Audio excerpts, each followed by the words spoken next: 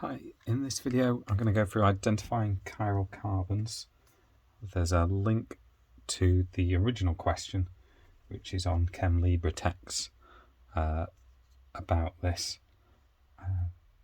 and that should be the information below. It should take you straight to the question. It's also got the answers on there. If I go through, it gives us 8 different compounds that we have to identify the chiral carbons on. So the first skeletal structure it gives us is this 2-bromo 3-methyl butane. And if we go through each carbon here, so we can rule out, first of all of these 3. They've only got 1 bond shown, which means they've got 3 hydrogens around them. So if we just quickly show any one of these, we've got a carbon, it's bonded to a carbon, and has 3 hydrogens around them. To be chiral, it's got to be bonded to 4 completely different groups. So the fact it's got 3 hydrogens, we can rule that out.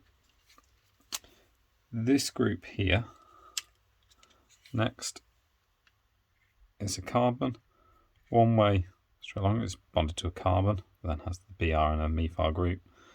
It's got a hydrogen, it's got a H3C going straight up, and it's looking good until we get to the final one coming down, which is another CH3 group.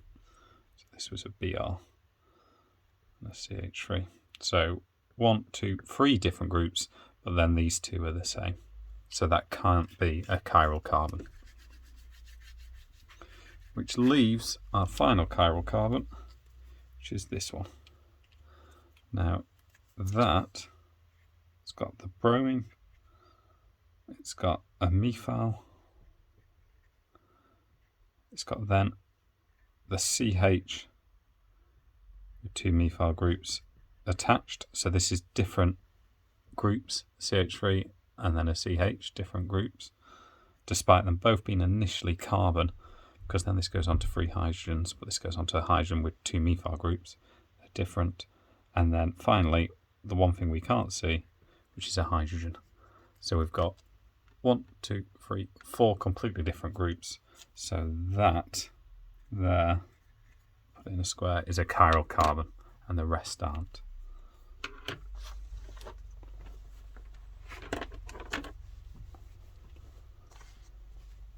The next structural one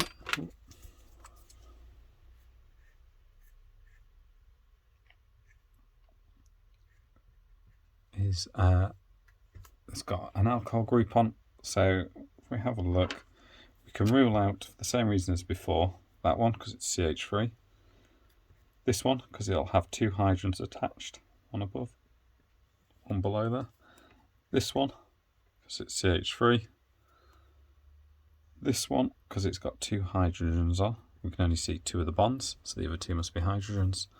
So this could potentially be it. And initially, we've got a CH and a CH3. This way is a CH2, and this way is a CH2. So they're looking similar. So then this goes to an OH, whereas this goes to another methyl group. So although initially we've got 2 CH2 groups that look identical, because this then goes on to an OH, whereas this one goes to a CH3, they're different. So we've got 4 different groups, and that is a chiral carbon.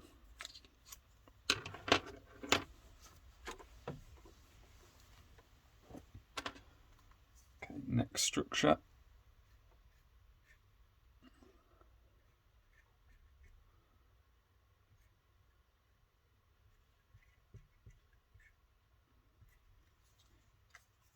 Here we've got just a CH2 group, which we can rule out, and a double bond. This one, a double bond, so we can rule that out. This next one though, can't see the hydrogen. We've got hydrogen this way, OH that way, a carbon that's then attached to a double bond that way, and a carbon attached to an OH that way. So that is chiral.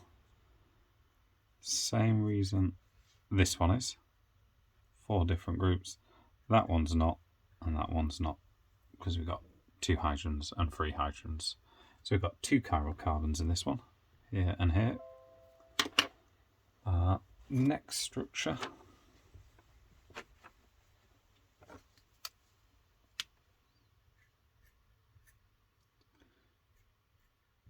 first cyclical one here.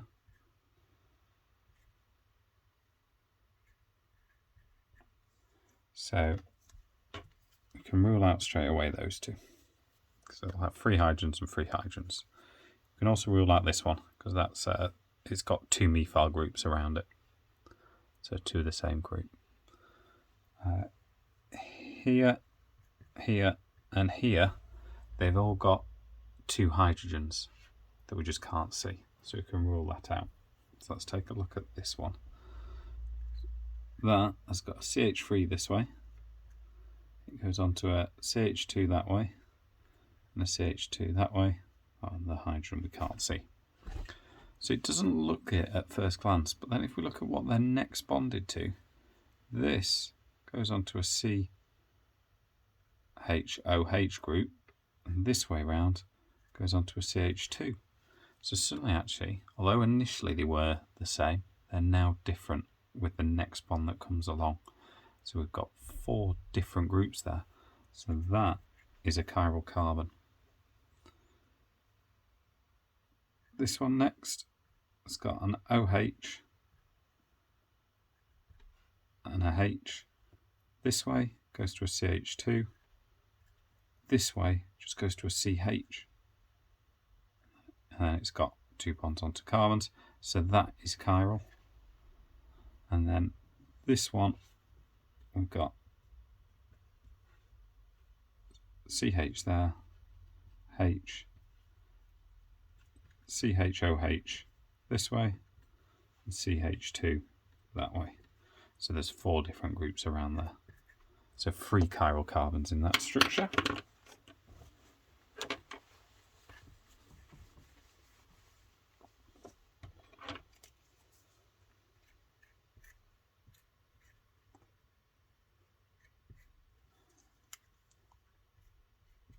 It's a Cl.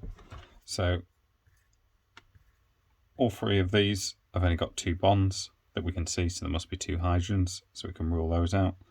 That one and that one have got 3 hydrogens, and this one has 2 methyl groups, so none of those can be chiral. However, this one has got the chlorine straight up, CH2 this way, CH2 that way, and the hydrogen. And so it doesn't look it until we look at what these are then next bonded to. And this side goes on to another CH2, but this side goes on to a C with 2 methyl groups attached. So this side is different to going this way around, so that is a chiral carbon.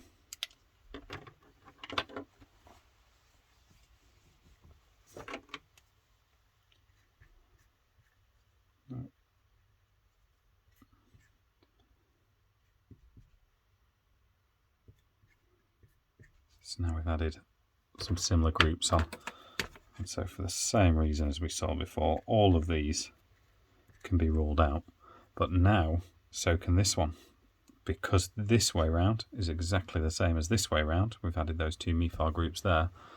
That is not a chiral carbon either, so there are no chiral carbons in this one. We can normally spot that by the fact it's a mirror image.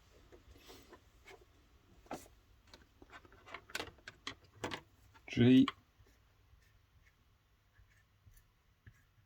It's a fun structure.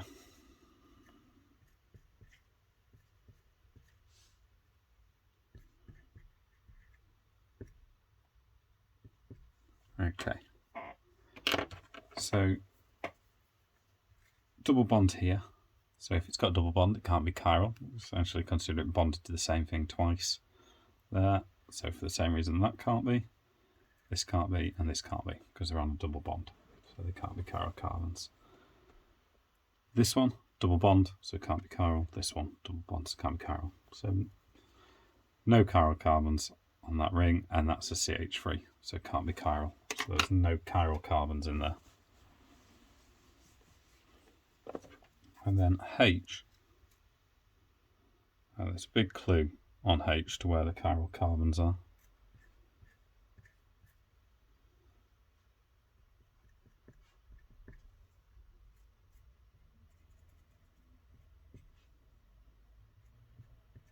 So we've got a wedge and a dash bond here. You might wonder, why don't they just do straight lines to show it? And if they've put dashes or wedges in, it's because they could either be in front or behind, but once they are in that position, they're kind of fixed. They can't move around. So this suggests they're chiral carbons the moment you see the wedges and the dashes. So very quickly, we can rule out all of those because we can only see 2 bonds, so there must be 2 hydrogens on each of them.